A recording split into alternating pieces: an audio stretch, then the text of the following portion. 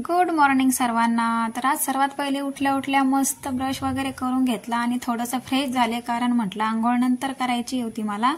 तर मग मी म्हटलं आता नाश्ता करून घेऊया। तर नाश्त्यामध्ये बनवायचे होते पोहे। तर मस्त छान कांदा, टोमॅटो, हिरवी मिरची, कोथिंबीर बारीक कट करून घेतला आणि ते कट झाल्यानंतर मस्त पोहे वगैरे धुवून ठेवले आणि इकडे कढईमध्ये तेल गरम करायला ठेवलं। तेलामध्ये मस्त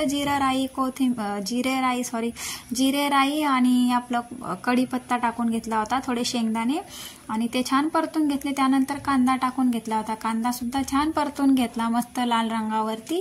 आणि मला नंतर टिफिनही बनवायची होती, त्यामध्ये खूप गडबड होऊन जाते, सकाळी सकाळी खूप गडबड असते, त्यामुळे नाश्ताही पटकन करावा लागतो आणि टिफिनही बनवावं लागते आदर्शच्या पप्पाची आणि आदर्शची। त्यामध्ये छान असा टोमॅटो सुद्धा मी टाकला होता, एक छान लागतो पोह्यामध्ये टोमॅटो टाकलेला।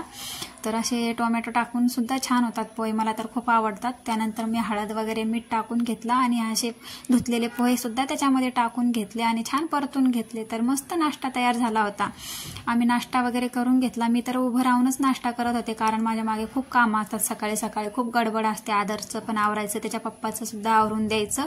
आणि मस्त असे खाऊन घेतले पोहे पटकन उभं राहूनच। आणि त्यानंतर मग टिफिन बनवायला घेतली होती। तर चला मग भेटू उद्याच्या ब्लॉगमध्ये। Bye bye.